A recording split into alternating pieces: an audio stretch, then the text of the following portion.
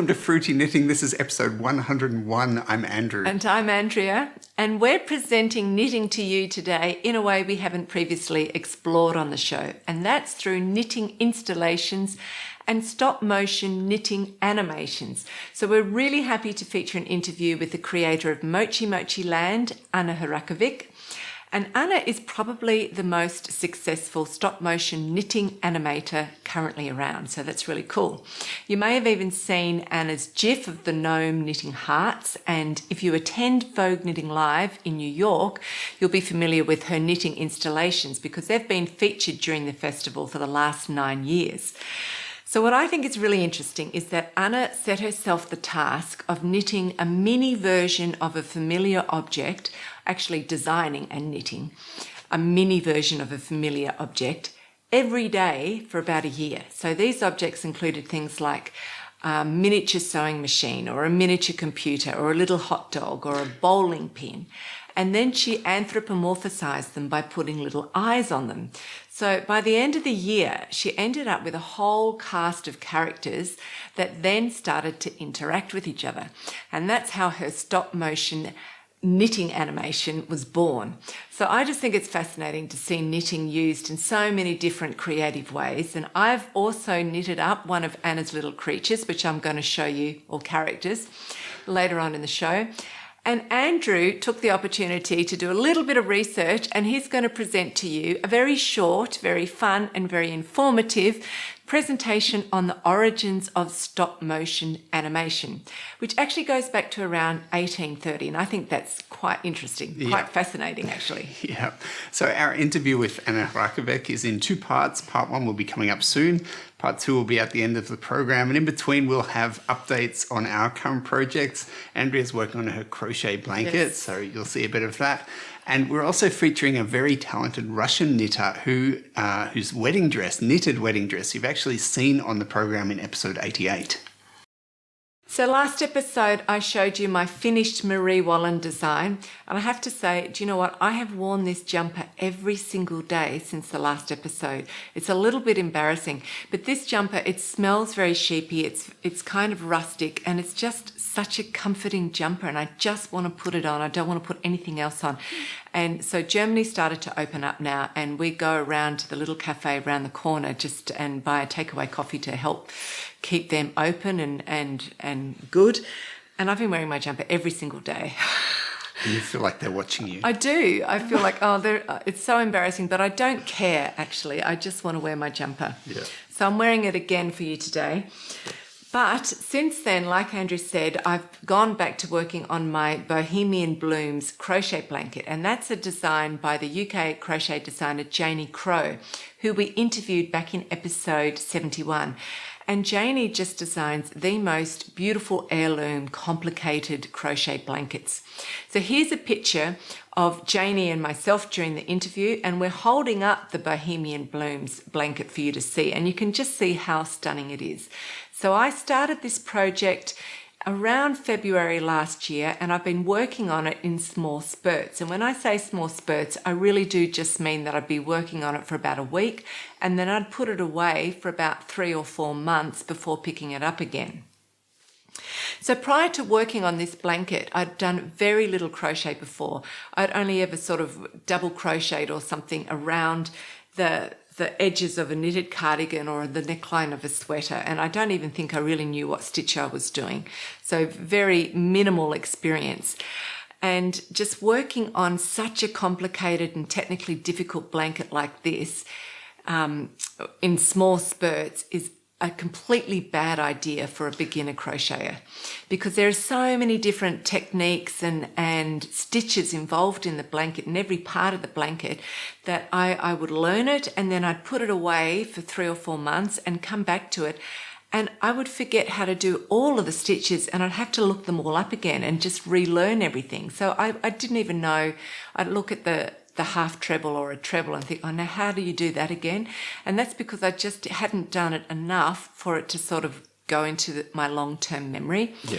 And you don't do any other crochet projects? No, well, I did do the Toft animals, but they're all double crochet. Yeah. Yeah, so everything else, I just completely forgot how to do it. So after 3 or 4 months, have to go back and look it all up. You spend a lot of time re-looking and relearning all of the techniques.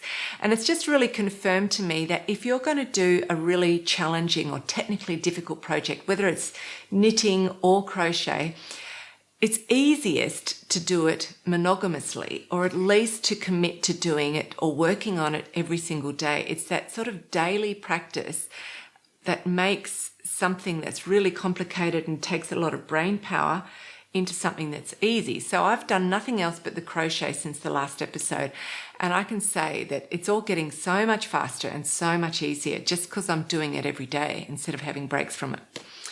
Okay, so this design comes in a kit. So it has this beautiful book, and in the book Janie talks about the inspiration. It's a good read, lovely photos in it. She talks about the inspiration for every pattern that's in it and where she's got that from, and all of the instructions naturally. And it's designed for an assortment of Rowan DK weight yarns. And they're all beautiful yarns. It's using all different kinds of fibre blends. So you'll have silk and wool, or alpaca wool, or just plain cotton. So it's kind of shimmers, and some are shimmering, some are matte. So it's a really good textural mixture put together. There's 41 pieces in the blanket, but there's actually 9 patterns.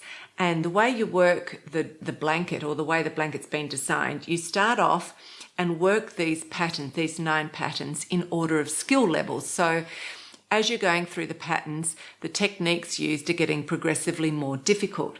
So actually, in theory, you can teach yourself to crochet on this blanket. This blanket will take you from A to Z in crochet. Now, obviously, I'm sure there are some even more difficult, fancy crochet techniques than what the blanket actually uses, but it'll take you pretty far. So it'll take you from being a beginner to doing quite some advanced stuff. So that's kind of fun if you want to learn in one project. That's what you can do. So, for instance, the very first, and I'm going to take you through the pattern pieces that I've done so far. So the very first pattern piece, which I have shown a few months ago, are these very long, thin panels, and they go on the outside edges of the blanket. So here's a diagram that shows you how all of the pattern pieces fit together, and you'll have a better idea of what I'm showing you and how it fits together. So these are 4 long, thin panels. They're only double crochet, and when I'm talking double crochet, I'm always using the UK terminology. So for those of you who don't crochet, UK and American terminologies are different. So a double crochet will mean something different in America than what it does in the UK. And I'm using the UK version. So this is just double crochet, but you're doing a lot of colour changes, and there's a lot of weaving in ends. So actually, the very first pattern is by far the most tedious. It's sort of bordering on hellish. But if you get through pattern 1, everything else is so much more enjoyable and actually easier in a way. I suppose it depends on your mindset. But so there's 4 long ones of these. These are, I think they're 1 meter 10 long. And that's just, like I said, it's just double crochet. You get a ton of practice in double crochet and changing colours, weaving in the ends. And then at the end, you've got 1 surface stitch down the edge. So that's the first bit. Pattern 2 is way easier mentally than pattern 1. You just have to do 8 of these little squares. So you've already learnt how to double crochet. The next stitch that you add, you add to this a half treble, treble and double treble, and that's what gives you those sort of little square corners. And you've also got a back post stitch. So they're pretty easy to do. There's 8 of those. They go in 4 outside corners of the blanket and also 4 inside corners of the inside square. So that's pattern 2. Pattern 3, you start to get onto some more interesting stitches, and that's in here. You have to do 4 of them. It's called Gordon. And here you really delve into some interesting stitches. So the most interesting stitches for me were the bobbles, which are really easy and fun actually. And this wave pattern, that's just done by, you do double crochet, half treble, treble, double treble, and then you go back again in reverse, and that's what creates that undulating wave. And then there's also some surface stitches to give it extra little bits of texture, and you've got the row of beading. And the beading is actually really easy as well. Okay, and then the next pattern is called Fitzroy, and it's very similar to Gordon. If I hold up, and there's 4 of them too, and I've completed, oh, why have I only got 3? Oh, it's a bit, oh no, here it is. Slightly scary there. Okay, so you can see that Gordon and Fitzroy are almost exactly the same. There's more bobbles here on Fitzroy, and there's slightly, I think apart from that, they're pretty much the same. There's a few variations on it. So these pieces, there's 8 in total, and they go on opposite sides, as you can see in the diagram, on the inside square. So that's really kind of interesting. Okay, this is an interesting, that's a different stitch there that you're doing. So it's just different ways of getting layers or texture into the pattern. And they're just really beautiful colours as well. Okay. You're always doing all of the different repeats of a particular pattern together. Yeah. Yeah. Yeah. She suggests that you do that because that way you can make sure that they're all exactly uniform, which is really important. Yeah. Okay. So after all of those comes the fancy flowers. So here we go. There's 5 different patterns of fancy flowers, and they've got the most techniques, decorative stitches and textural stitches in them. The easiest of those fancy flowers is Harmony here. So there it is there. I think it's really, really beautiful. So there's a lot that you learn in this one. It's the kind of thing I think that you could actually just do individually and sew on a bag as a decoration, or put in the middle of a table for a fancy dinner party. There's about 3 layers to the flower. So you make a center flower, and then you work a little frame behind that center flower, and then you work into the frame to create new layers of the flower. So all the time you're working, the right side of the flower is facing you, and you kind of pull down the petals to work behind it. Then there's the mesh lace that goes around the flower, making it into a square. And then I've started on the next flower, and I've done 3 of them. This is called Legacy, so I put one there for you to look at. And that's interesting. This is significantly more complicated than Harmony. And you've got these little green... Actually, can you hold that for me? I will hold that, yes. Hold it like that. You've got these little green petals here, which... so you can see how I can put my fingers through it. It's got all these layers. And you've got beading down the centre stem of the petals. So that's really gorgeous there. And there's a few layers to this as well. And you've got meshing in here. If you turn it around, you can see this yellow here. You work it, but in the end, you only see little sort of splotches of yellow or little dots of yellow. So it's kind of just there for decoration. So I've done 3 of those, and I'm starting on the 4th one here, and you can see how it's worked. So you start in the middle, you do layer by layer, and now I'm up to the blue section, which will be worked on this little piece of string here, here, there, and there. And then the little yellow dots go into the blue, and then you do the meshing around the outside. So it's quite complicated, but it's getting easier and easier for me. So for instance, the first one I had to really watch the pattern. By the 3rd one, I just had to check what I was up to, and I could do all the pink section without looking, and then I could do all of the green section and all of the leaves without looking. So the repetition just helps you get faster and makes it more relaxing, which is what we want. Okay, so I've shown you 2 flowers. I've got 3 more complicated flowers to go, and one of them's got a butterfly sitting in the middle. So that's pretty extravagant. So I'm kind of thinking that I might just keep pushing through and not start a new knitting project, at least until I've done all of the crazy fancy flowers, so that it stays in my mind and I don't have to relearn it. So that's what I'm thinking at this stage. I'll push through. All of the flowers you can see in the diagram, they sort of sit, or they're sewn together, and they're the middle part of the blanket. So I have to do all of those. And then there's some borders that I've got to do around the flowers, and that's there to stabilize the flowers. So I'd have to do those as well. So we'll see how much I can handle doing without doing any knitting. So It's interesting to see how all of these different pieces are different sizes and different shapes. So it's so important to get the gauge right. You want to get the gauge right. You certainly don't want to get it bigger or you might run out of yarn. If you were working so that everything is smaller, you want to make sure that it's smaller at the same ratio, because when you stick it all together, it's like a jigsaw puzzle. The pieces actually have to fit well together, but then it also has to lay flat, when it's sewn together, and be a good blanket. So that was my biggest concern, I think, but I've just been really meticulous about measuring and checking that I stay exactly the same to what Janie recommends. And what is really good is that she will give you the exact measurement for each pattern piece, but she also gives it to you halfway through the pattern. So for instance, when I've done this section, she'll say, okay, from here to here should be 10 centimetres. So if it's not, I can immediately rip back and redo it. I don't have to do the whole pattern piece and then realise, oh no, I'm 2 centimetres too big. So have you done any ripping back though?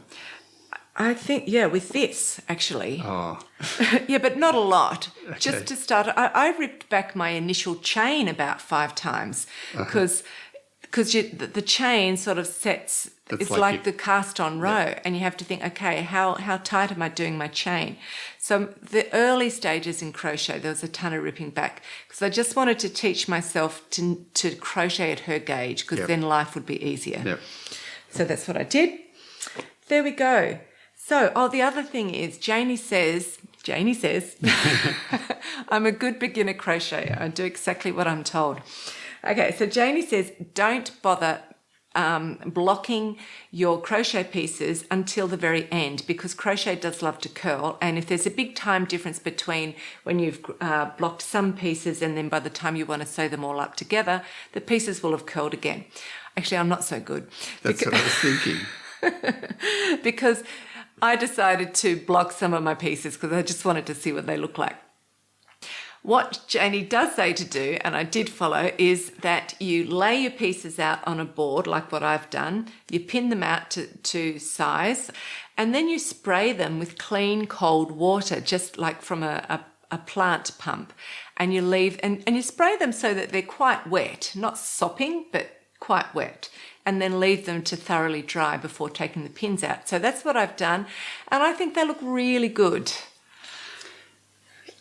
Yeah. You can block them again before you sew it all together. Oh, I can't be bothered. So I hope you find them beautiful, because they are a lot of work, and I'm pretty proud of myself because... Are you, dolls? You can be proud of yourself. Yeah. Yeah, because they're kind of cool, aren't they? You can stick them on your clothes and you look like a hippie child. Put them on your jeans or whatever. Yeah. Okay, so that's me. Coming up soon is part 1 of our interview with Anna Hrachovec, and she's going to tell us all about creating the tiny characters of Mochimochi Land, but she's also going to tell us about creating the short animated films with those characters. And like Andrea said, I thought that was a great reason to take a look at animation. Yeah. So the very first animation techniques started to emerge in the 1830s with 2 inventions, the phenakistoscope and the zoetrope. And these were developed in Austria, Belgium, and Britain all around the same time. Here's a picture of a phenakistoscope. It's basically just a handle and a circular disc with a series of holes around the outside. The disc is attached to the handle by a pin so that it can spin freely. You can also see several picture cards in this picture. In this device, the circle's broken up into 10 even segments, and on the disc there are 10 holes spread evenly around the circle, and on each picture card there's a sequence of 10 images, again spread evenly around the circle, with the bottom of each image always towards the center of the circle. The picture card is attached to the disc so that both the holes and the images spin at exactly the same time, and this is really critical to the functioning of the device. So I've got my little example here.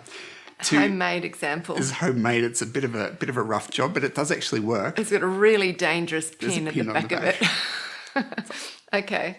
So to see the animation, you have to stand in front of a mirror, which I think is really funny. Okay, so just pretend you're the mirror. You're the mirror, yeah. The mirror's here. So, and then you put the picture towards the mirror. You spin the card. Whoops, I'll let it spin properly. spin the card, stick it- and then yeah. you look through where the holes are whizzing by with one eye. And you look through in the mirror. And Yeah. so you see the spinning picture card in the mirror. And the thing is, because you're looking through the holes, you only see anything when this disc and the image or the picture card are at one of these 10 fixed positions, okay? And because of that, the pictures on the picture card are always sort of positioned and oriented in the same way, just one hole further or one segment further for each hole. So at any time, you're looking through here, you've either got a hole in front of your eye and you can see the images in this fixed orientation, or you're seeing the back of the card. And as it goes through one hole after another, you see one image after another, but only in that orientation. And your brain manages to turn that into a smooth animation. That's cool. And so the ingenuity of it, and this is what I love, is that automatically you have the fact that you can see the image, so through the holes, lined up or synchronized perfectly with the movement of the images. Yeah. Right? Yeah. That's what's critical and that's what makes it work. So that's the phenakistoscope. So here's a great example of a phenakistoscope card, picture card from 1833. On the left, I've just got the picture and it's just still. So that's what you would actually stick onto your phenakistoscope and spin around. And then on the right, you can see what it looks like when it's animated. So when you're looking through the holes into the mirror. And I love this particular example. It's kind of gruesome, but I love the way the rats seem to pop out of the holes in the middle and then run out to the edge of the card and then around the edge of the card and underneath and then back to the holes. Yeah, it's a bit creepy. And again, it goes round and round in a loop, so that the end of the animation flows smoothly into the beginning of the animation again. The other device that was created in the 1830s was the zoetrope. The operating principle here is exactly the same, where you've got the images moving and the slits around the edge. The advantage with the zoetrope, or the two, were you didn't need a mirror, which is kind of handy. And also, several people could stand around the edge of it, and each of them got their own slit, so several people could enjoy it at the same time, which is good. A bit of a party trick. Yeah, totally. And here's another example of a zoetrope, but with a really interesting development. Here, instead of using pictures or drawn images, the French scientist Etienne Jules Marais has actually used physical models. In this case, it's sculptures of a seagull in flight. This was produced in 1887, and it's an early example of a technique which is called stop motion. So stop motion is an animation technique where instead of using a sequence of drawn images, you use a sequence of photographs of some physical object, and for each photograph, you move the object a little bit, and then when you put it all together, that gives the impression of motion. So, and you can use any material or any object that you like, and sometimes they did use live models. So here's an example of a stop motion from 1907. This was created by the French filmmaker Segundo de Chaumont, and it features his very obliging wife, Julienne Mathieu, who was one of the very first French silent film actresses. And again, you can see it goes round and round in a loop so that the last picture or the end of the animation flows smoothly into the beginning of the animation again. I particularly like this one. I think it's cool. Yeah, it's a funny idea, the ghosts doing the hair. Yeah. Yeah. And there's one more example that I want to show you. Now, this one's a little bit different. It's not exactly stop motion. It's really a predecessor to the modern or the full movie camera. So this horse is called Sally Gardner. She belonged to a man called Leland Stanford. And in these pictures, she's running on a racetrack, which is at what is now the location of Stanford University. The images were taken by the English photographer Edward Muybridge in 1879. Now, to create this series of photographs, what Muybridge did was he lined up 24 cameras along the edge of the racetrack. And they were about 2 feet apart from each other, one after another. And he set up tripwires across the racetrack.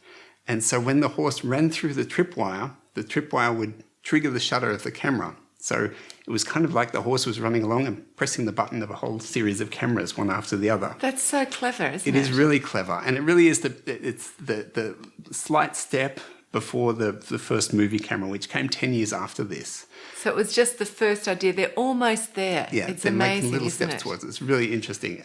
But this technique, so this really let people look at how a horse ran. Yeah. And there were some real misunderstandings about that. And Muybridge went on, this was his first project, but he went on to do hundreds of other projects looking at how people walked and swung a pickaxe and all sorts of things, and also how other animals moved. And it was really the beginning of what I think they call biomechanics. Yeah. So really looking at how creatures move. That's extraordinary. That was amazing. Yep. Okay, so back to stop motion. That's what Anna's using. Yeah. So stop motion is the technique that Anna uses to create her animations with her knitted characters, and she actually distributes these as GIF files, or the small ones she distributes as GIF files, and they're just really small computer files that will play through an animation again in a loop. So you'll see these things on Instagram and Facebook and anywhere on the internet. They're really easy to put up, and they just automatically play around in a circle. So just the fact that they go around in a circle, what we've seen, the phenakistoscope and the zoetrope also go around in a circle. And that's why these two things are considered the predecessors of the modern day animated GIF. So there you go. Yep. That's so interesting. And coming up now, actually, you're going to meet Anna Hrachovec. And she'll tell you a little bit about how she does her stop motion, and she tells you more in the second half. But just quickly going back to those rats, that is so fascinating because you see the picture. When you see the picture, it's clear that it is a picture. But the motion is so rat-like, isn't it? Yeah. With the pack of them. And it's just a little bit creepy, a little bit disgusting, which makes you keep looking. I suppose it depends on whether you like rats or not. Yeah. Okay, so enjoy, Anna, and we'll see you on the other side.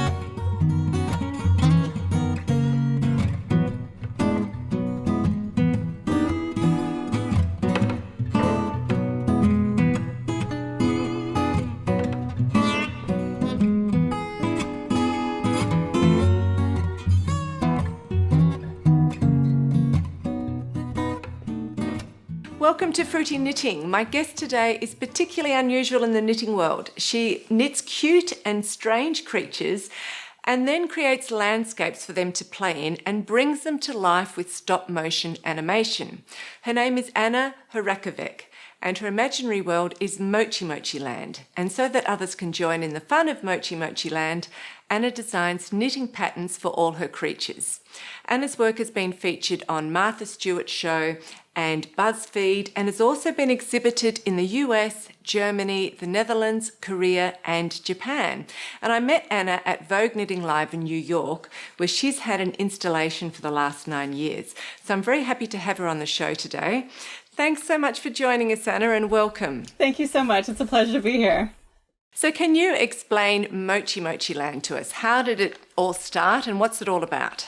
All right. Mochimochi Land is a fun, squishy, knitted world full of interesting creatures like gnomes and unicorns and mushrooms and hot dogs and toilets and all kinds of things. There's basically no rules. It's all about play and cuteness. Let's see. It all started with my first job out of college. I was working at an illustration agency, and we opened a gallery while I was working there. The gallery had a logo that my coworker designed, which was kind of like, the logo looked like paint dripping down a building. And the paint drips looked a little bit like legs on a creature. It kind of looked like a creature.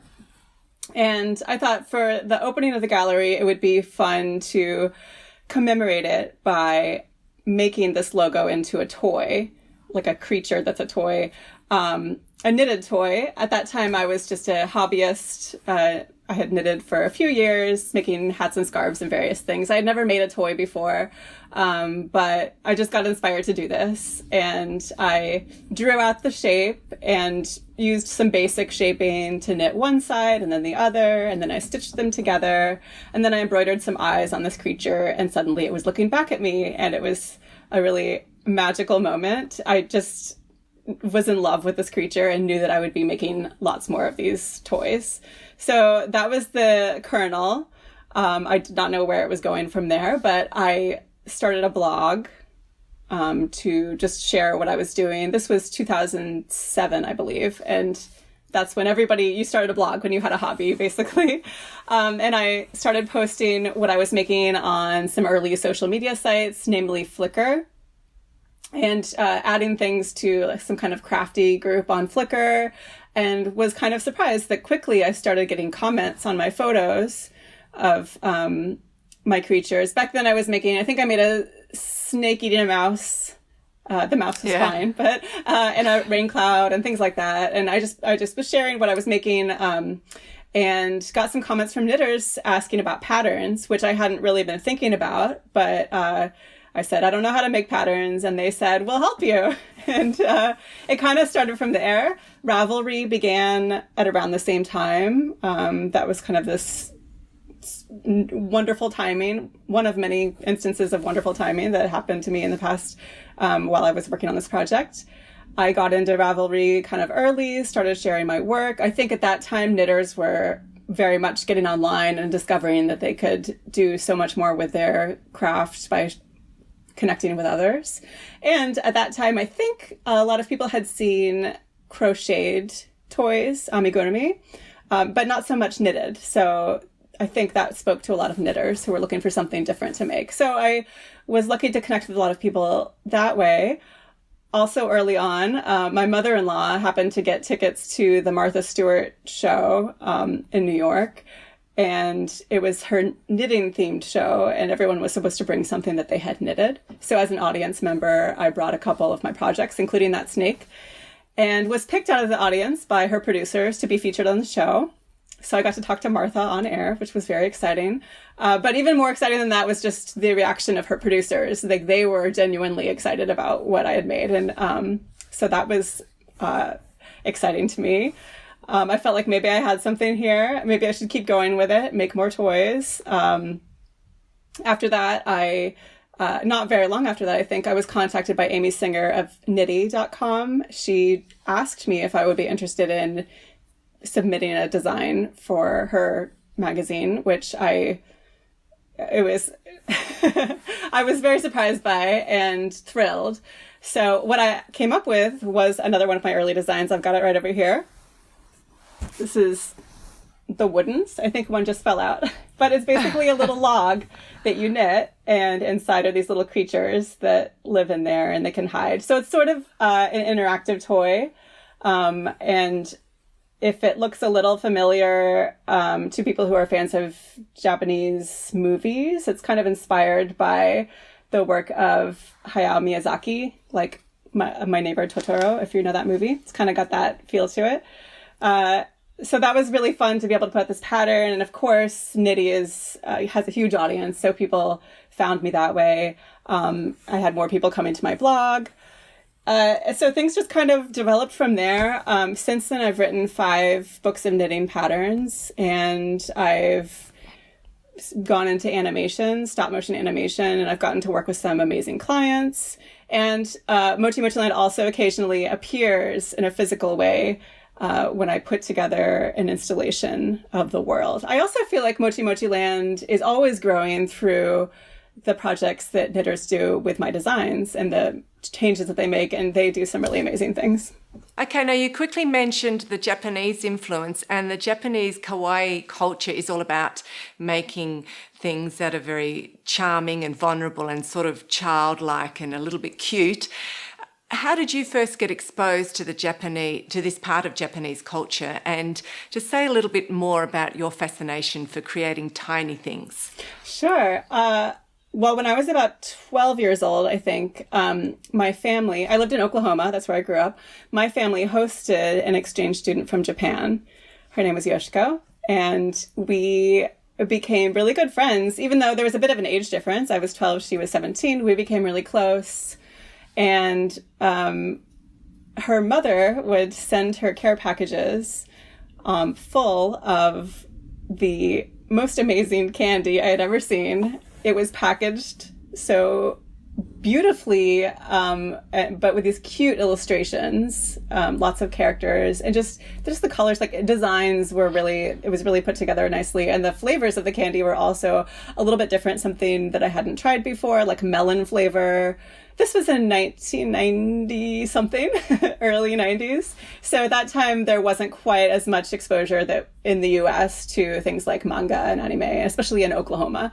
So I thought that it just felt like this box from an amazing magical world was arriving on my doorstep, that Yoshiko shared with me very generously. And I knew, like, I told everybody that I'm going to go to Japan because I have to go see where this stuff comes from. And I did do that. I became an exchange student myself when I was 17. I stayed with a family for a year near the city of Nagoya. And it was an amazing experience. I loved learning the language. It was difficult, but fascinating to me. And I learned so much about the culture beyond cute things. But while I was there, I found myself continuously drawn to stationery shops and bookstores. I was drawn to these characters that they had that were kind of simplified forms. It was cute, like kawaii was cute, but cute in a different way than I knew cute from kids' cartoons and everything. It was subtler, not so in your face, not so manic, something very simple about it that I feel like you could kind of read your own interpretation into it. This is a little example. One of the first things that I thought was amazing. I just found the other day as I was cleaning my desk for this interview, actually. It's just a little notepad, and on the notepad is this illustration of pills in a bottle, and some of them are happy and some are sad, and this one is smoking a cigarette. You would not find that in the US in the 90s. So there's something about this that I thought, like, this is cute and fun and a little weird and clearly not necessarily for kids, right? I found that so interesting in Japan. I would see total grown-up sophisticated women walking around with Hello Kitty cell phone cases, and I would see grown businessmen on the subway reading comic books. And I found that so interesting that, like, cute things, simplified things, were not necessarily just for kids. And I think, to me, that has something to do with, as I mentioned, like the simple face, Hello Kitty, if you will, eyes, nose. You look at it and you can read different emotions into that for yourself. It almost reflects yourself back. And there's kind of I feel like there's something with empathy going on there.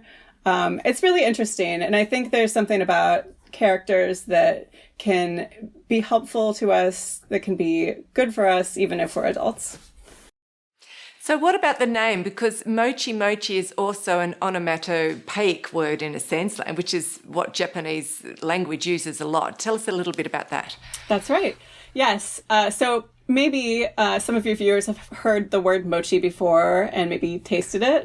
Mochi is a sticky rice sweet. It's not always sweet, but I think a lot of people, at least in the United States, know it for mochi ice cream.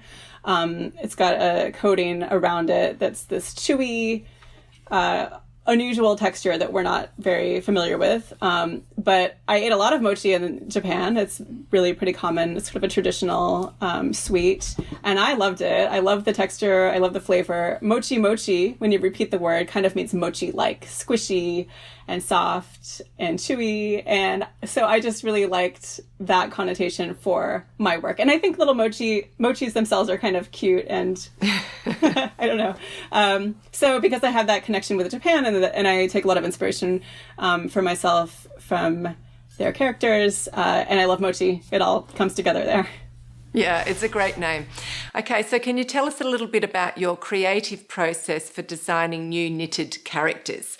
So where are you getting some of your ideas from, and how are you putting those ideas together to get a final finished design? Well, when I'm designing something, the idea is the most difficult part. I do spend a lot of time brainstorming. I sketch for ideas and just look all around me. In that process, I do a lot of sketching, but my sketching is not very pretty. It's actually quite messy. I use little notebooks like this intentionally, something that doesn't feel very precious, so I don't feel the pressure to make a beautiful illustration, because I'm not much of an illustrator, but it is helpful to write notes and make some sketches just to get some ideas in front of me that I can visualize them. And then when I'm designing, when I know what I want to make, maybe I'll sketch it many times over just to kind of figure out what I want that shape to really look like. I see one that I like and I'll circle it. But I don't usually plan it out too much before I start knitting. I jump into knitting and kind of just see where it goes. I do use a lot of simple shapes mostly. So I usually have a general idea of how I'm going to increase the stitches and take notes as I go, make some prototypes.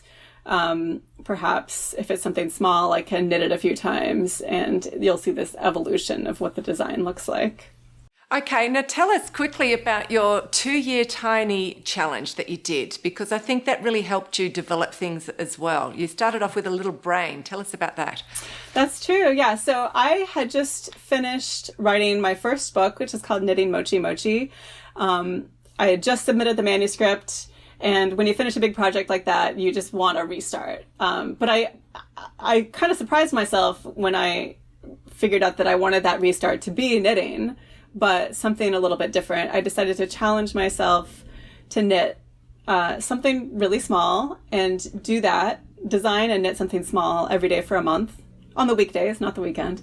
I had to give myself a break, but I realized that the smaller I knit something, it's an interesting challenge. It's quick, obviously, and I realized that I could do one in a day, and even in a few hours, and my average was like 2 hours. So the little brain, I made a really long I-cord and just kind of bunched it up, and then made a little, I don't remember the names of the parts of the brain, but anyway, I made a little brain and put some eyes on it, because most everything I do has to have eyes on it. I posted that on my blog and got some great feedback from people, more ideas of things to do, good encouragement, and that certainly made a difference and helped me do it all over again the next day with something totally different. So early designs were, let's see, like a brain, a vacuum cleaner, a lion, a toothbrush, sewing machine. Some were more difficult than others, and a little gnome was one of the early ones, which turned into a big character for me. But after that month was over, I was like, this is too fun. I want to keep going. And I continued that challenge, not daily, but after that month, I did it every week for 2 whole years, which I couldn't quite believe that I did keep up with it. But it was a lot of fun. And I still to this day am designing tiny things. So do you prefer to knit little things and big things? I mean, obviously it doesn't take as much time, does it? Yeah, there's so many great things about knitting toys, and knitting tiny toys are wonderful. Obviously, they don't take much time to make. They don't take a lot of yarn. When you can make things quickly, you can make multiples, and then they start having relationships and interacting. I think there's a lot to be said for larger projects as well, but I have to have a good reason, a good story. Okay, now your GIF of the gnome knitting hearts went absolutely viral in 2017. And just for any viewers who may not know what a GIF is, it's a tiny video file that can be easily shared on social media. So how did you get onto creating animations, and what's involved in that whole process? I have always been interested in stop motion animation. There's something kind of magical about it, because you can tell when you're watching it, you can tell it's real objects that are coming to life, and it's so tactile. I've always liked it and admired it, but had never tried it until a few years ago, I took a class. It was kind of a continuing ed class at an art school, specifically on stop motion animation. And I learned a lot. I got some good tips on animating, but it was also discouraging because it was a very old school style. We spent half of the term just creating our models, making our armatures, and then then we worked with these sets where you would bolt the model in, and we did 12 frames, or was it more? I don't know, a lot of frames per second.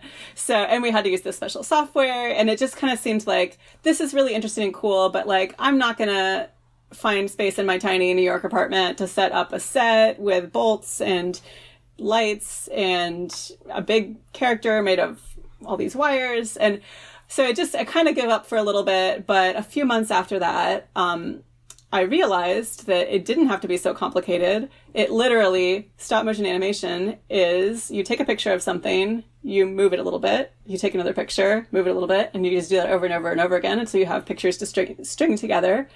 And I realized you don't really have to have special software, and you don't have to have sophisticated characters. You can take a can of soda and move it around a table, and you can make a fun story with that. So I learned how to just do that, take the pictures. I put them into Photoshop, and there's a feature on there to make it into a little, I call them GIFs, but they could be GIFs, make it into a looping animation.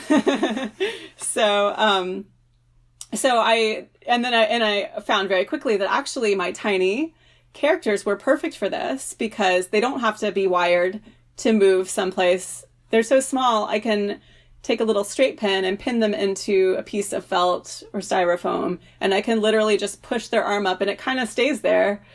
So they're wonderful for animating, and I already have a whole cast of characters, so I have found it so much fun to take something that I've knitted, maybe for a pattern, and then just like kind of look at it and think about it and see what it wants to do.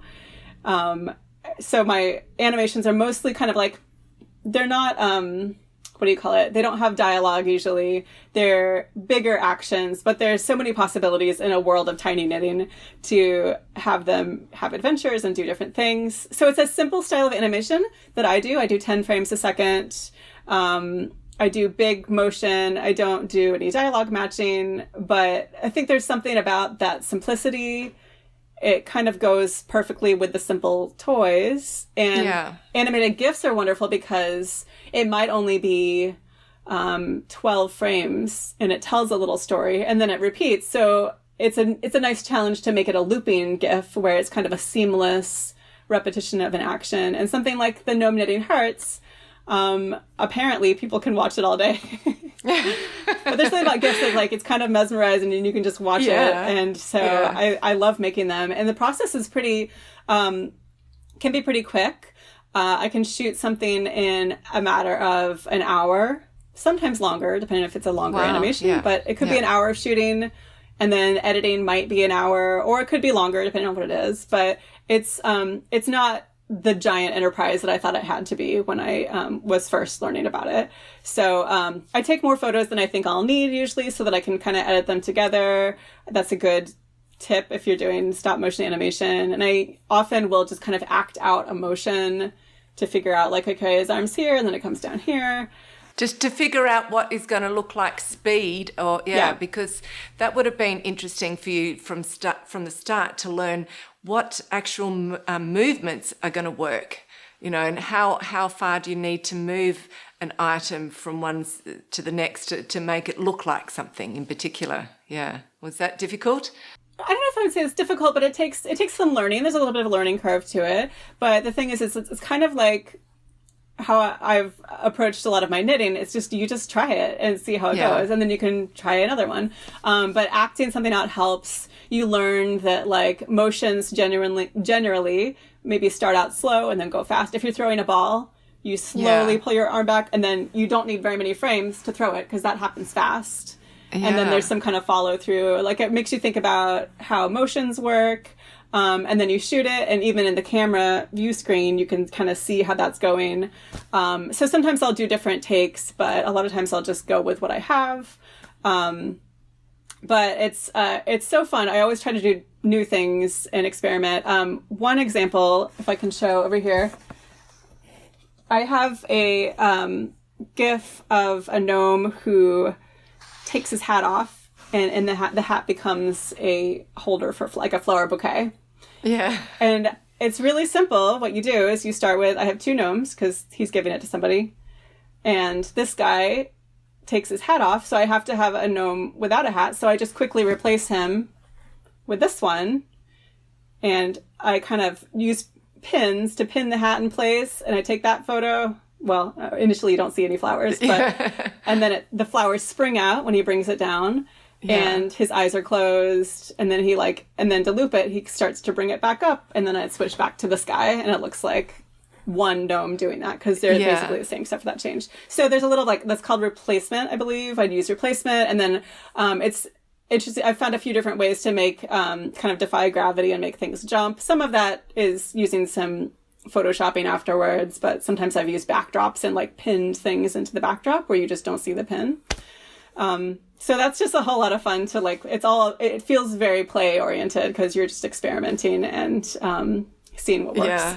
Totally. Now, just very, very quickly, the music and special effects or special sound effects are quite important too. So did you have to learn anything specific for that? Well, a lot of my animation, I don't have any sound. Actually, the animated GIFs don't have sound. But when I do something longer, a longer file, a longer animation. In the past, I've worked with people. I've kind of just given them all my photos and said, like, there's so many, I can't do it in Photoshop. You do it and add some noise. But more recently, I've learned to use Final Cut, the video editing software, which does work pretty well for stop motion animation. And I've also learned to record my voice if needed, or take audio clips and edit those together. So that's a little bit more sophisticated, but I love learning something new. It's totally doable. Fun still. Yeah, it's fun. And it's great to have that control of getting it just how I want to and experimenting with the sound as well.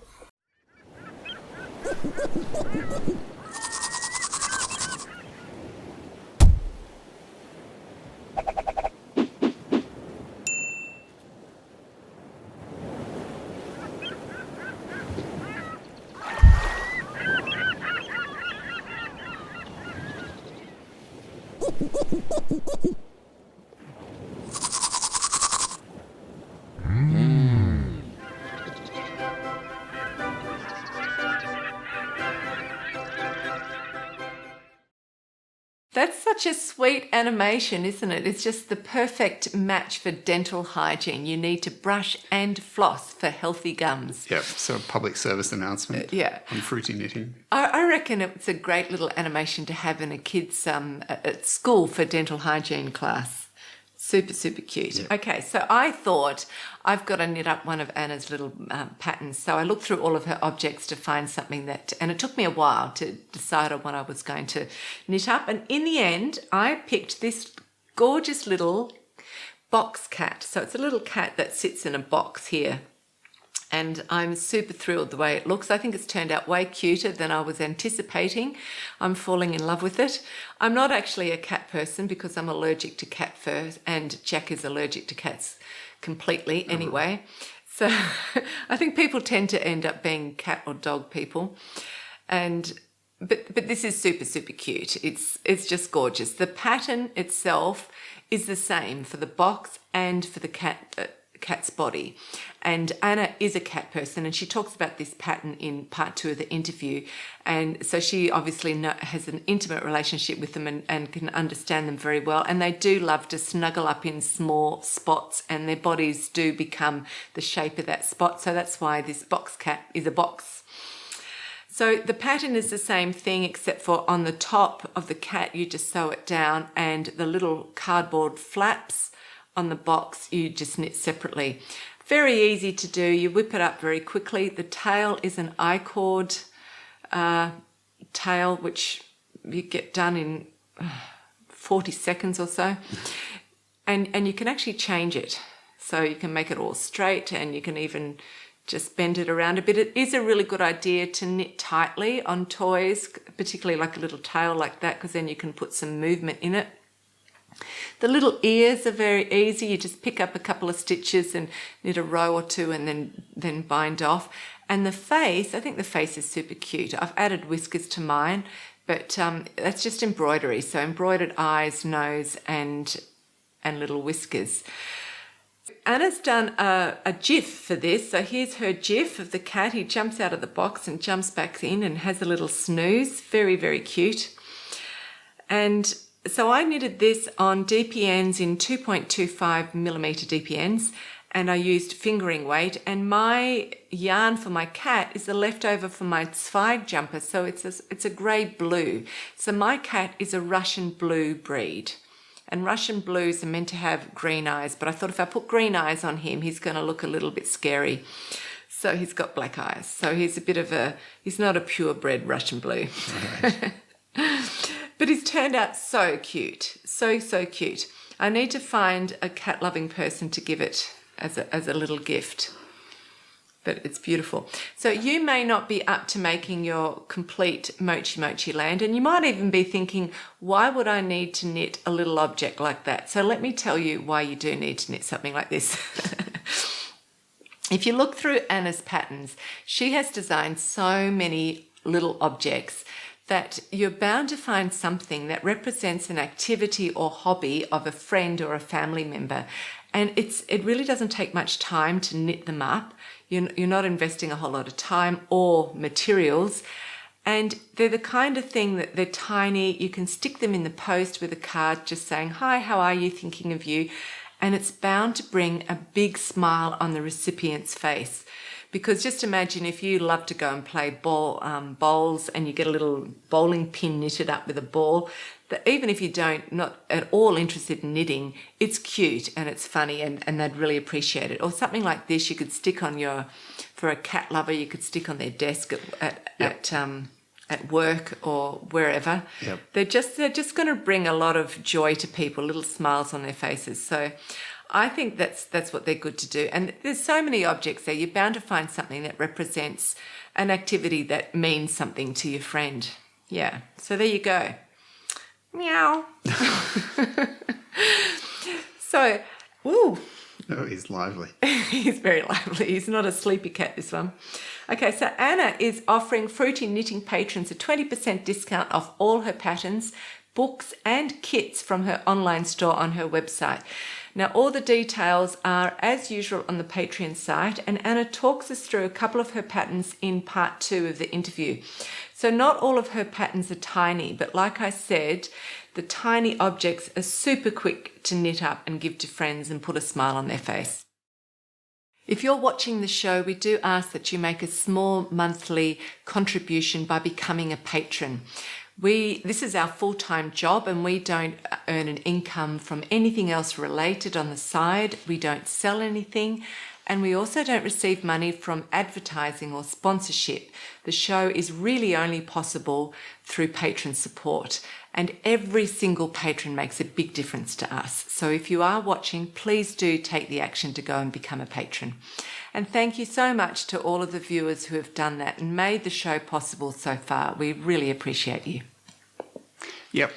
So we're moving on to Under Construction with me. Now, I really believe that it's important to celebrate the major events in life. And so in this Under Construction segment, we're celebrating the completion of the cable and lace section in my current project, which is Celestial Top by Martin Story. Yay! So here is the completed front piece. It's all looking beautiful. It's stunning. Andrea has done her quality control. She took out the measuring tape. There was a little bit of confusion at first because we forgot to consider the neck band in our calculations, but we have measured it all up and it's all perfect, isn't it? Yeah. Your row gauge and your stitch gauge is exactly like Martin Story wanted. There you go, Martin. Delivered. I'll have to write a little email and say how good you are. I'm amazed and impressed. I've got such a good teacher. Anyway, I do have to say there is one mistake in the pattern section. Yeah. Now, I didn't notice it. It's hard to see. And I didn't notice it for quite a few rows. And so I did discuss it with Andrea. And we did agree that we would, rather than ripping back all this cable and lace section, we would let it stay. So it's in there somewhere. I'm not going to show it to you. So if you do ever see Andrea wearing this top, feel free to come up and have a bit of a close look and see if you can find it. That's all right with you, isn't it? What, they just come up and stare at my chest? If you're eating dinner or I don't know about that. speaking to somebody, you won't mind. In the last episode, I did also mention that I had consistently failed to do the decreases, or it was the increases at the right point through the waist shaping. So they were offset all the time. Yeah, I remember I had to do it at the end of the row rather than when it was needed at the beginning of the row. Anyway, one of our faithful long-term viewers, Tracy, sent in a suggestion. Tracy. Thank you, Tracy. Sent in a suggestion to say, write down the rows before I do them and circle the rows that have either a decrease or an increase. He's taken your advice, Tracy. This is what it looks like. So I have taken your advice, and I have to say I was doing the armhole shaping, and it's all perfect. So that's really good. I do have to mention two things, though, in connection with that. First one is Andrea said to me, I'm not allowed to make any mistakes on the armhole shaping because it's important. Raglan, yeah. Yeah, it's important that it fits in with the sleeve caps. And Yeah. if I get it all wrong, it makes it all really complicated. So I wasn't allowed to make any mistakes, for one thing. The other thing is this idea of writing down the rows beforehand and crossing them off as I go. It's not a new concept, is it? It's not new.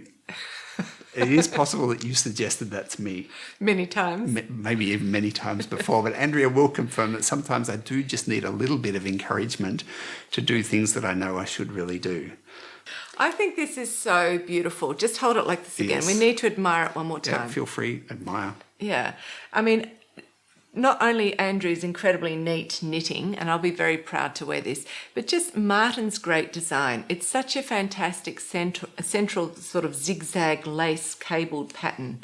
Yep. It's very elegant. It's going to have 3/4 length sleeves on it. And the yarn is Sandness yarn, and it's 50-50 cotton wool blend. And it's really beautiful. It's got sort of the characteristics of cotton and wool together, doesn't it? So, yeah. I think it's going to be good.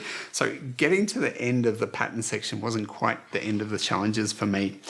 It is a front section, so it's got shaping for the neck, and I also These had to little do bits. the casting off for the shoulders. I think I would have managed that, especially with a little bit of help from Andrea, but we had made it a little bit more complicated because we added a couple of stitches along the body. And I think actually, Andrea, you wanted to get rid of those stitches a bit earlier. Yeah, I forgot to tell him to get rid of them before the armholes. Yeah. Anyway, so they were still here right when we were dealing with very few stitches, and you actually wanted to do it by touch or But trial and error, or I don't know what it was. But yeah, I mean, here you've got to do a few things at once. You have to work in pattern. You have to cast off at the shoulder and the neck edge, and I had to get rid of a few stitches in an even way on both sides. And I thought I can't explain that to Andrew. I'll just do it. Yeah. So I did the little top bits. So it's true. Andrea did these bits here. That's your contribution. But it's finished now. So coming up, I've got the two sleeves. I have started on one sleeve already. There it is. So that's going to be really easy. Just stocking stitch, my expertise, we know that. It's quite a lot of stitches, but I'm getting through it. And then after that, I'll be seaming up the front and the back and also putting the sleeves in as far as they go. Seam the raglans. And then, and this is the bit that I like, I pick up the stitches around the front and then one shoulder and then the back and then the second shoulder and do the neckband in the round. And this is just one of those things that still fascinates me about knitting, the way you can just pick up stitches and knit on. Yeah. So you're knitting this one piece over top of 4 pieces. That's what they call modular knitting. Modular knitting I'm doing now. Wowee. No end to your bag of tricks. Yeah. Anyway, the weather is getting better here in Frankfurt. Yeah. For me, that means it's getting warmer. So Which means I need to wear this. you'll be wearing it, so the pressure's on. I need to get it Absolutely. finished. We won't promise that I'll be wearing it next episode. Yeah, no. Hopefully I won't be wearing this one again next episode. Yeah. Okay, so now back in episode 88, we announced the winners of the new technique, Carl, and one of the winners had knitted herself the most exquisitely beautiful long lace wedding dress. You might remember that. Ever since I saw that, I thought, I've got to ask her if she'd like to feature on Knitters of the World. So I finally got around to doing that, and she agreed, which is brilliant. And you're about to meet her very soon in Knitters of the World. Now, her name is Olga Bashai. She lives in the Netherlands, but she's actually Russian. She grew up in Russia. And coincidentally, she's also working with a Russian designer. She's tech editing her patterns and translating them into English. And there are so many highly talented designers and knitters in Russia and the Baltic states. And over the last 3 years, I've reached out to a few of them on different occasions because their work is just so beautiful. It must have a really rich culture there, to ask them to come on the show. And unfortunately, a lot of them have refused because they're just not confident enough with their English. They'd say, we can't speak English at all, or I can read English so they could respond to me, but that was it, which is a real shame because I know you would love to see their work. You'd love to see them talk about their work. So that's a shame. I've also had the same problem with some Japanese designers because, again, that they've got some really original ideas, great fashion ideas, and beautiful things I'd like to show. But again, they're not comfortable enough with their English. Olga is extremely comfortable with her English. She speaks English beautifully. I think she's fluent in quite a few languages, actually. So she will be showing you and talking about her exquisitely beautiful wedding dress. And she's also going to present some of the Russian designers' designs to you and talk about them. And that Russian designer's name is Ludmila Aksenik. Now, I'm anglicizing it because when you hear Olga say it, it sounds nothing like that. It's really funny to read the names and then hear Olga say it and you think, how did she get that from that? That's just hard. That's the beauty of languages, isn't it? Okay, so that's coming up now. Ludmila's got really beautiful, colourful designs, so you'll really enjoy seeing her designs and meeting Olga, and we'll see you very soon.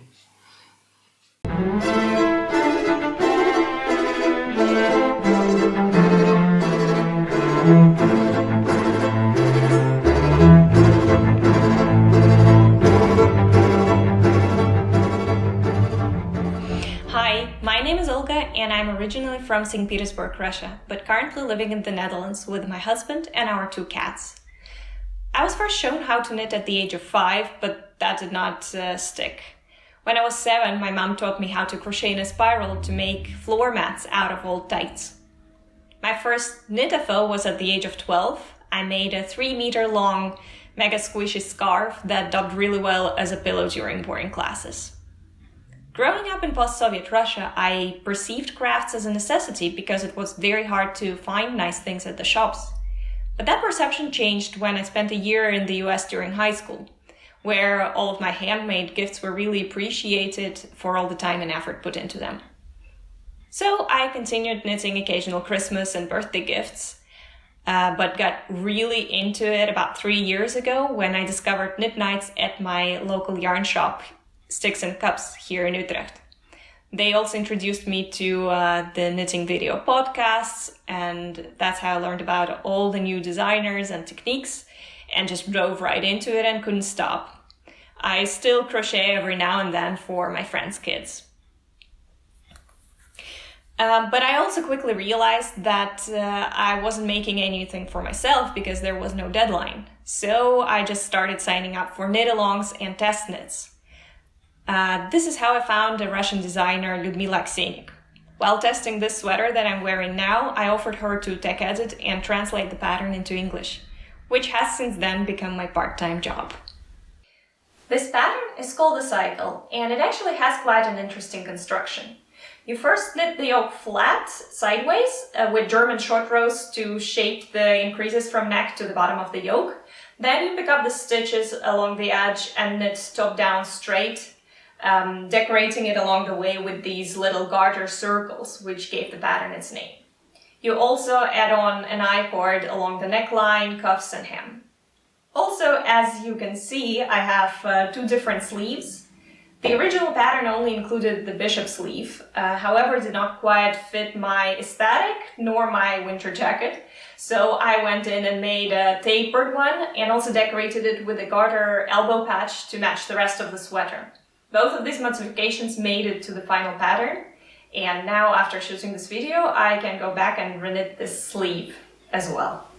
After this first collaboration, Ludmila asked me to have a look at her older translations and to check if they were properly suitable for English-speaking knitters. I started with her most popular design, a peacock feather shawl. And I just loved the gradient and the German short row shaping on it so much that I really wanted to make one for myself. But I only had sock weight yarn in my stash. This is actually one ball of Choppelvoile Zauberball flower, all the way from this tip to the long edge. But then I realized that there would be many more knitters who have gradient yarn and fingering weight in their stash, rather than DK as the original pattern. So we immediately went and made a sock weight edition. And we also decided to make a top-down triangle and a rectangular stole for knitters who prefer other shapes. And we're thinking about expanding it with a semicircular one later this year. My current whip here is another one of Ludmila's designs that is being published as we speak. This one is called Flower Buds Cardigan, and it features some similar elements to the previous two. It has a sideways yoke knit and garter with German short row shaping, both to make the yoke work, but also to create this leafy print. In addition to that, it has optional horizontal bust darts and waist shaping for a more tailored fit. The pattern is going to be available in sizes from 1 year old all the way up to 130 centimeters or 50-inch bust. I'm knitting mine out of Brooklyn Tweed Loft on a 3mm needle. And this is quite a bit of work for a lot of people. So for the coming fall, we're planning on revamping this and other patterns to also make them available in DK weight. And in the meantime, we're working on a summer collection of tops featuring similar leafy print on them made with German short rows. Next up is the sleigh shawl that has been hanging behind me this whole time. It is a pattern by another Russian designer, Olga Sukhvalova. It is called Simurg, which is an Iranian mythical bird, similar to Phoenix. As soon as I saw it on her Instagram, I knew I had to make it in this kind of saturated gradient. However, finding the right yarns turned out quite a challenge. In the end, I've made a fade out of 5 different brands of hand-dyed yarns. Here I have Hedgehog Fibers, Madeline Tosh, Ushatita, Twisted Finch, and Undercover Otter. All the lace knitting skills that I gained while making it really helped me with the next project I'm going to show you now. Last but not least is something you might have seen previously in episode 88. This is my wedding dress, and I designed it fully myself. The work starts from the waist, knitting the bodice bottom up, with the lace beginning exactly at the sweetheart opening of the underdress that I had on the wedding day itself. However, today I have it on the mannequin over a darker dress to hopefully let you see the lace a little bit better. When I was done with the bodice, I made this hollow rib belt that I used to string a ribbon through for better support so that the skirt doesn't sag. The skirt itself is knit top down in the round, and the increases were made both in the lace pattern and also with the needle size, because in the end I had the dress on the blocking mats only 4 days before the wedding. The last thing I did were the satin sleeves that go to about 3/4 length. This dress is made out of merino silk blend. It used up only 200 grams of yarn, or 2.5 kilometers, and about 60 grams of beads, which I don't think you can see in the video, unfortunately. This yarn is really well suited for making dresses because it's light, airy, holds the shape well, and also drapes amazingly well. However, one thing I did not take into account is that merino pills quite a bit on the first wear, and all of the fluff went directly onto my husband's black tux. This is it for me for today. Dear Andrea and Andrew, thanks a lot for having me on the show. Bye!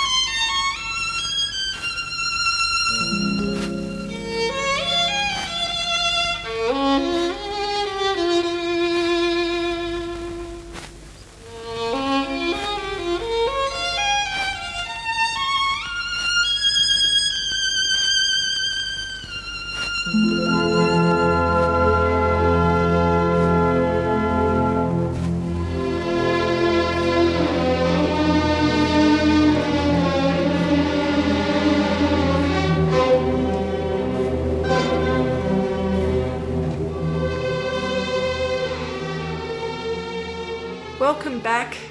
That last scene that you saw of Olga sitting at the canal with the river boats there, that's in Utrecht.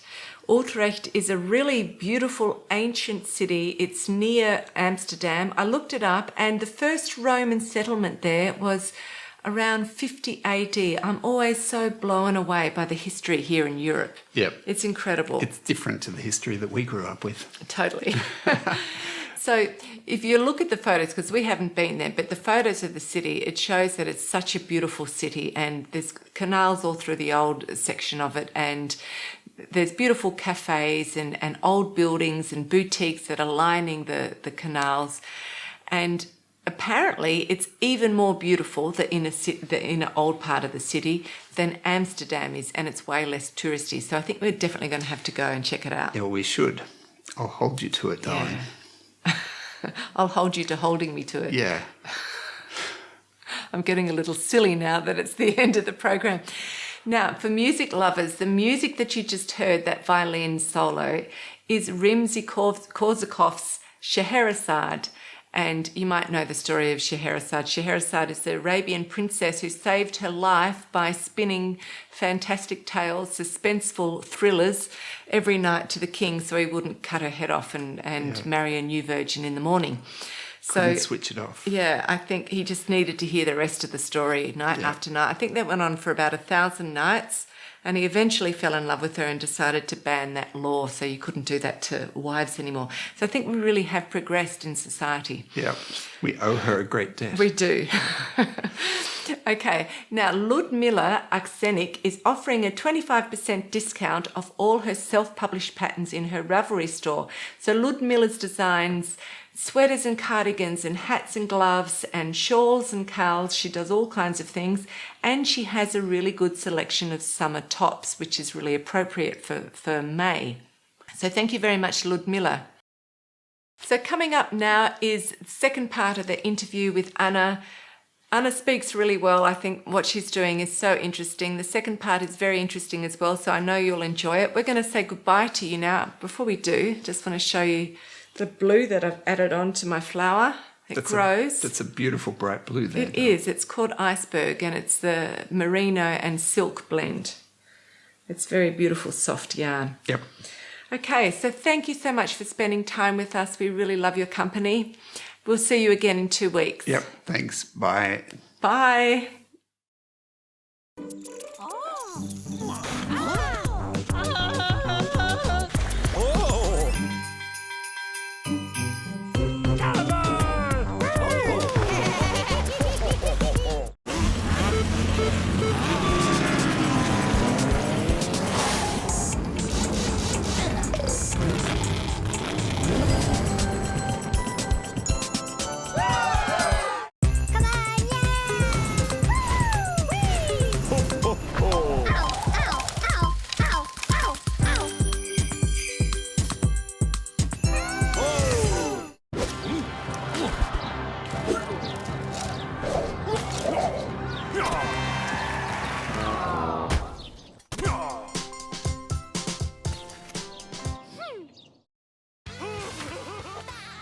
Okay, so you've also done some animations as commissions. So I'm thinking about the Nickelodeon and also the Munich Transport Corporation.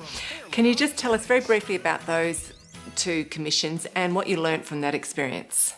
I had this wonderful opportunity to work with Nickelodeon. It was exciting to work on a stop motion animation with really experienced animators.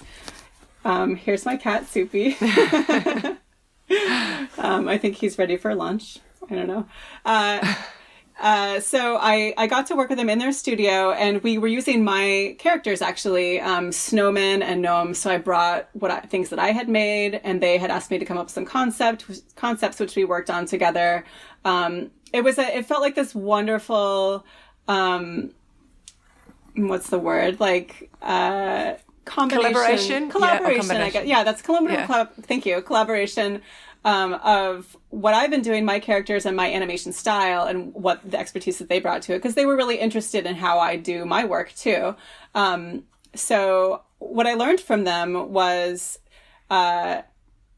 that if something goes wrong, you just keep shooting. That was a big one. And that you can do a lot in post-production, although it's best to do things practically, which means in the camera, make it like real.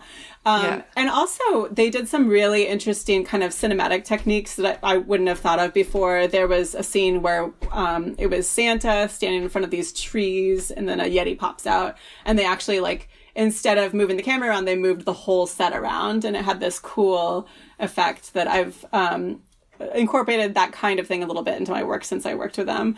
And then more recently, I worked on some animations for the Munich Transport Corporation, that's MVG. That was a project that I really took on all myself. I did the whole production. I knitted everything, including little vehicles. If I can show one, I have one. Yeah. Here's a bus.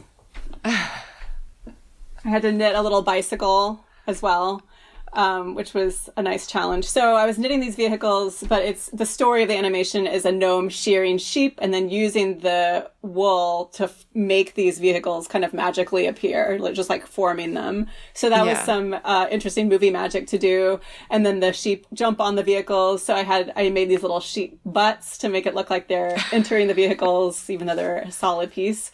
And then there's a skyline that they kind of drive off into. So I made that out of felt. It was a lot of work because it's like a 1.5-minute long animation. But that's something like start to finish. I did the whole thing, also compositing some animations in it. So it was a great experience, a huge challenge. And, I really loved it. It gave me some confidence going forward too.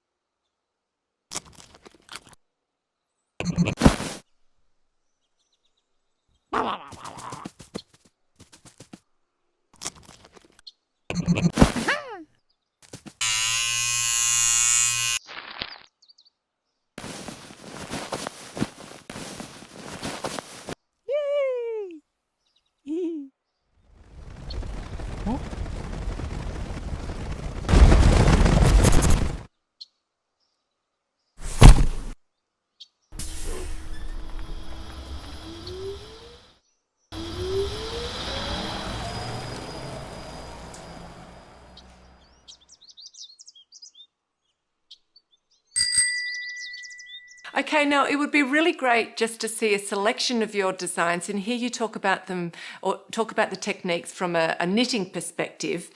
And can you tell us just quickly, what's the biggest and what's the smallest thing you've created?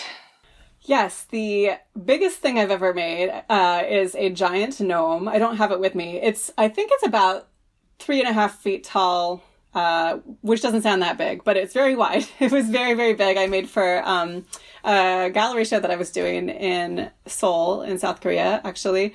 That was a fun challenge. The tiniest thing, one of the tiniest things that I've made is this little bitty rat, kind of in celebration of the new year this year. I don't have a pattern for this guy, but I think I probably will at some point because he's pretty cute. He's and I very like how cute. he turned out. Thank you. I have a few designs I'd love to share. One, I'll start with some simple ones, but this is a tiny one that's very simple. This tiny panda is one of my simpler tiny designs. I think people, maybe especially people who aren't that familiar with knitting toys, could be intimidated by the scale, but it's actually a lot simpler than it looks. This is circular knitting, so I recommend using double pointed needles, and that's the trickiest part, is just getting started with a small number of stitches. My tip for that is to treat it like an I-cord when you're starting out. Just cast on all the stitches onto one needle, and then in the first round you increase the stitches, so you're doing knit front back usually, and then once you could keep doing that for a couple of rounds, doing it as an I-cord until you have enough stitches on the needle that you feel comfortable slipping it onto 3 needles and continuing that way. and it might leave a tiny gap, but you can always stitch it up later. So don't worry about that. This pattern, there's a simple color change here, and the arms and legs, the two arms are one I-cord that goes through the body. Two legs are one I-cord. The ears are just embroidery. So I-cords are big for what I do. And that's how I do a lot of limbs on my creatures. That's so tiny. What size needle are you using on that? And is that fingering weight yarn? Yes, this is fingering weight yarn, what you'd use to make socks. I use size 1 US. I believe that's 2.25 millimeter needles. Okay, I would have thought it would be tinier. I think my gauge is pretty tight. So if you're a little looser, you could always go down. That's a big tip for any toys that you're making, is go down a few sizes than you would normally use for the yarn that you're working with. So just to get a tight gauge, you don't want it to be like painful and really hard to do, but it should be nice and snug so that you don't see any stuffing showing through the stitches. Yeah. Another one I'd like to show is a newer design of mine. It's called a starter owl, because if you make this owl, you will probably want to make many more. But this is actually, I have this kind of line of starter toys that are, the pattern comes in both a flat and a circular version. I've often had knitters asking me about flat patterns, which I hadn't made for a long time, but it's not that difficult to convert circular knitting to flat. And there's just these few that I just went ahead and did it and included it so that people can choose. And in this pattern, there's a lot of detail to it, but it's simple. You use purl stitches to give the owl's belly a little bit of texture. The wings are knitted separately, but, incorporated into the body are some purl stitches that show you, it's like a guide to where to put them on. And that's a trick I've done lately. And then the tufts are just like little bits of yarn that come out, and a little bit of embroidery for this guy. It's super cute. Thank you. So do you have a warning on them that they could be addictive? I shouldn't I? Because I feel that way. I mean, a health warning. There you go. Let's see. I've got, what do I have next? Oh, just very quickly, I'd like to show, this is not my, let me grab him, not my giant gnome. This is called Jumbo Gnome, though. So I do have a love of gnomes. I feel like they kind of chose me rather than the other way around. But this is a really huggable, squeezable gnome. This is done with bulky weight yarn. But it's a basic pattern. You knit the legs separately. You join them into a round with a little extra cast on stitches here that you later stitch up using mattress stitch. And then there's a little bit of color work, for his hair. The beard is 2 pieces that you stitch together. And that's kind of fun because you leave a little hole in here. It's a pocket, and you can hide your tiny gnomes inside. So I like including little surprises like this, little ways to make a toy interactive. And, this one's naked.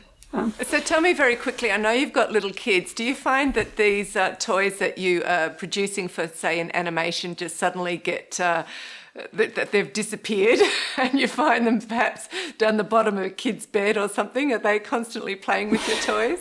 Well, between my cats and my kids, they do tend to disappear.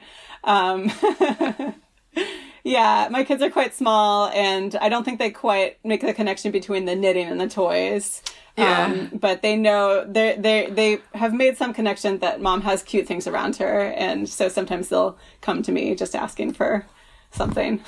Okay, that's great. Have you got one last one to show us? Yes, I do, if I can.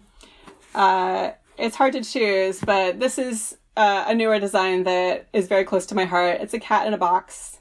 I think a lot of knitters are cat lovers, including me.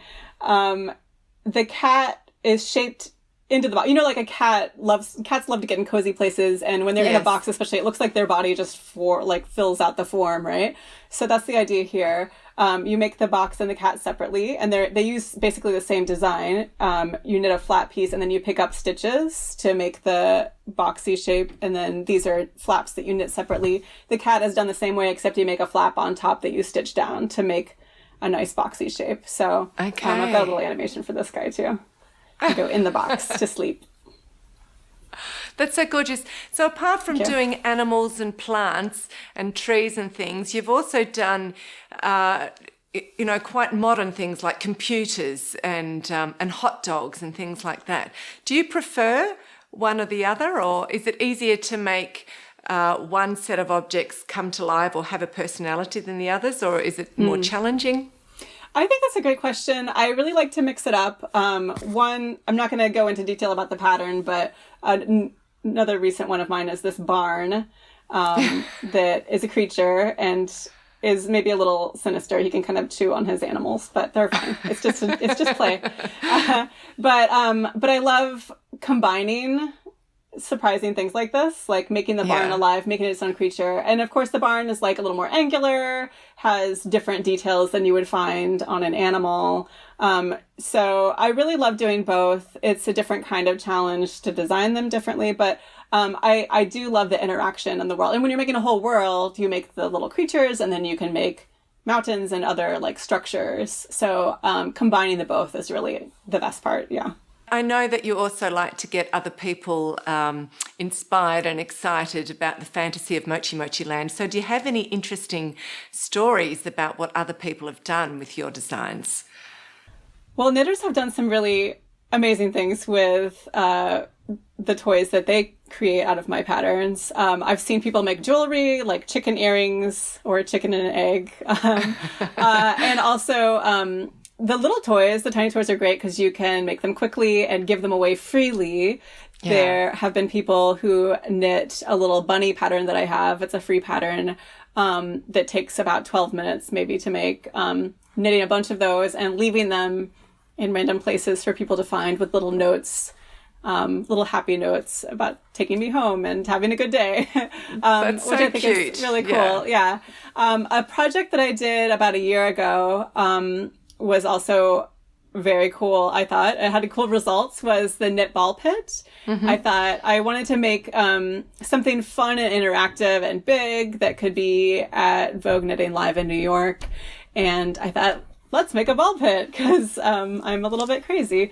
So I just designed this simple ball pattern, put it out for free, asked people to make balls and send them to me, mail them to me, but add eyes because I want all the balls to be characters. And people really came through, especially with the help of the project turned into something bigger.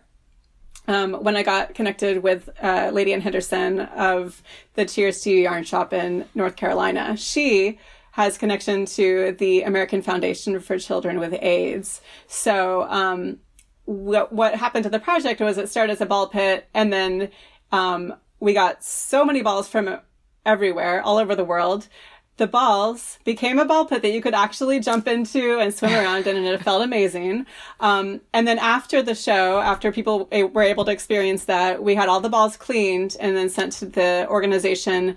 And then they used the balls as packing materials for the medical supplies that they sent to their partners in a few different countries. And then the balls become gifts for the children that they work with. So that was a very cool project. That sounds wonderful. But just getting back to sitting in a pit full of balls, yes, they all had individual faces on them, didn't they? So that must have been quite funny having these creatures staring back at you. Yes, exactly. So you're immersed in, we ended up getting 2,383 balls. That was the final count. If you can imagine 2,000 soft, squishy balls moving all around you, and then everywhere you look, they each have a personality. That's totally weird and wonderful. Yes. That's great. Okay, so now for a slightly more difficult question. Where do you think you might have failed? Like, has there been anything that you really wanted to knit, but you just couldn't find a way to make it work? And also, how do you measure the success of any individual design? To be honest, when I run into something that I have a lot of trouble with designing, I'll usually set it aside and might come back to it years later.